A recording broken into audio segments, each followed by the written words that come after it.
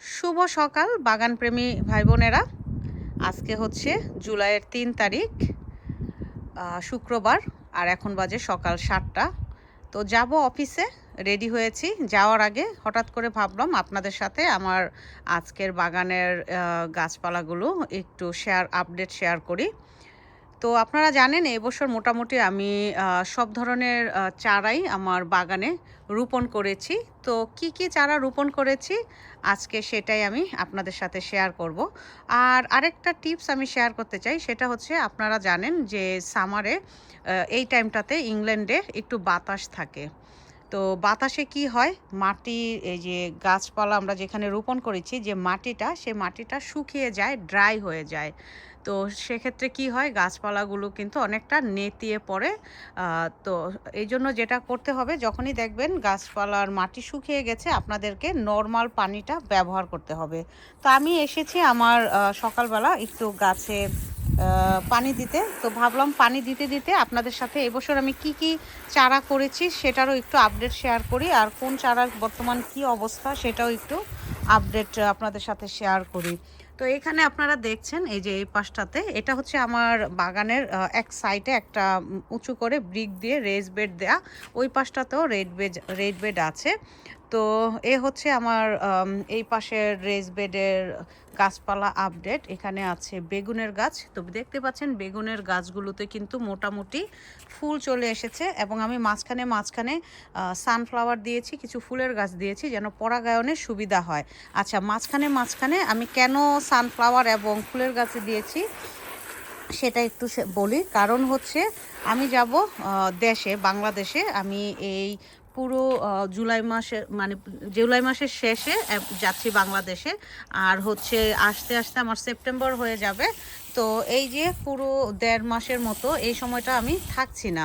তো যেহেতু থাকছি না এই সময়টাতে, তো যেটা হবে এগুলোতে আমি হয়তো হ্যান্ড পলিনেশন করতে পারবো না। সেজন্য যেটা দরকার, মৌমাছি এসে যেন হ্যান্ড পলিনেশন করে, সেজন্যই আমার এই পাশে এই যে বেগুনের যে গাছগুলো, এগুলোর সাথে সানফ্লাওয়ার দেওয়া। শুধু সেটা না, ওই পাশেও আপনি এই যে খেয়াল করলে দেখবেন আপনারা, টমেটো গাছ, মরিচ গাছ, বেগুন গাছ, সিম গাছ, সব গাছের সাথে সাথে ইভেন লাউ গাছের সাথে সাথে সানফ্লাওয়ার দিয়েছি। তো আপনারা যখনই মনে করবেন হলিডে প্ল্যান করবেন যে সামারে আপনারা হলিডেতে যাবেন, হ্যান্ড পলিনেশন করাতে পারবেন না, সেক্ষেত্রে যেটা করবেন, হ্যান্ড পলিনেশন করে দেবেন। হ্যান্ড পলিনেশন করে দেওয়ার ফলে যেটা হবে যে আপনাদের গাছগুলো খুব সুন্দরভাবে একটা ভালো পলিনেটের ব্যবস্থা পেয়ে যাবে। তো এই হচ্ছে আমার বাগানের বর্তমান অবস্থা। ফুলে ফুলে ভরে আছে, কয়েকদিন পর ফসলে ফসলে ভরে আছে। তো হলিডেতে যাওয়ার আগে হ্যান্ড পলিনেশন নিয়ে যাদের খুব চিন্তা ভাবনা, আমি আপনাদের সাথে এই ভিডিওতে একটা ছোট্ট টিপস শেয়ার করলাম যে আপনারা যখনই সামারে বাগানে গাছপালা দিবেন, অবশ্যই অবশ্যই আপনারা যেটা করবেন যে আপনারা সানফ্লাওয়ারের গাছ দিয়ে যাবেন। ওই যে দেখুন সানফ্লাওয়ার ফুটে গেছে। শুধু সেখানেই নয়, এই যে এখানে দিয়েছি কিছু মরিচের গাছ, এখানেও দেখুন সানফ্লাওয়ার দিয়েছি, দুই পাশে সানফ্লাওয়ার, মাঝখানে মরিচের গাছ। তো হলিডেতে যাওয়ার আগে যখনই আপনারা যাবেন, হলিডেতে যাওয়ার আগে আপনারা যে কাজটা করবেন, বাগানে প্রচুর পরিমাণে ফুলের গাছ লাগিয়ে যাবেন। সেক্ষেত্রে আপনার গাছগুলো দেখবেন খুব সুন্দরভাবে পলিনেট হয়ে গেছে, এবং এসে দেখবেন বাগানে ফসলে ফসলে ভরে আছে। তো এটা একটা টিপস আপনাদের জন্য রইল। আশা করছি আপনাদের এই হ্যান্ড পলিনেশনের টিপসটা মানে ভালো লাগবে, এবং আপনারা যারা নতুন বাগানি আছেন বুঝতে পারবেন যে আপনাদের যখন হলিডেতে যাওয়ার দরকার হবে, আপনার গাছগুলোকে আপনি কিভাবে পলিনেট করবেন, কি করবেন, এই ব্যাপারে আমি একটা ছোট্ট টিপস আপনাদের সাথে শেয়ার করলাম। তো এখানেও দেখুন গোলাপ ফুল ফুটে গেছে। এখানে দিয়েছি কিছু গোলাপের গাছ, এই বছর নতুন আমি এই গোলাপের গাছগুলো এনে আমার ঘরের এই পাশটাতে দিয়েছি জেসমিনের সাথে। আর এখানে এই যে ফুটে গেছে হাসনা হেনা, দেখতেই পাচ্ছেন হাসনা হেনা ফুল গাছ কয়েকদিন পরে এখানে গন্ধে মৌ মৌ করবে। মানে এই জায়গাটা যে কি ভালো লাগবে কি বলবো। তো এখানে আছে হাসনাহানা, ওই পাশটাতে আছে চাইনিজ পটল, দুইটা চাইনিজ পটল রেখেছি বীজ করব বলে, সবাইকে বীজ উপহার দেব।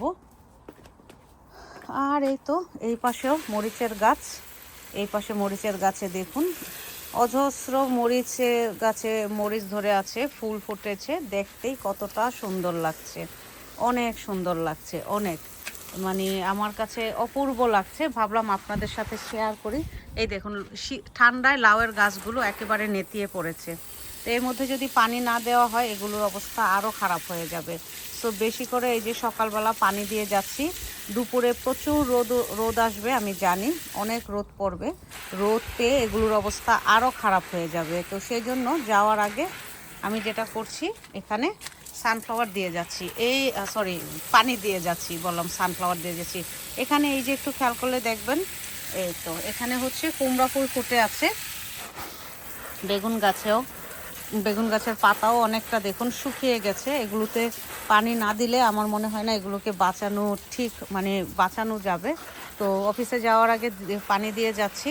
আর কি কি গাছ, এই তো দেখতেই পাচ্ছেন, মরিচ গাছ, বেগুন গাছ, সব ধরনের গাছ।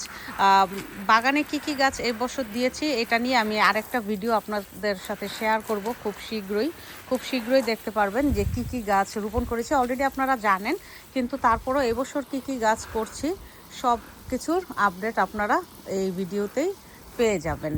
তো বন্ধুরা, এই হচ্ছে আজকের ভিডিও, আশা করি আপনাদের ভালো লাগবে।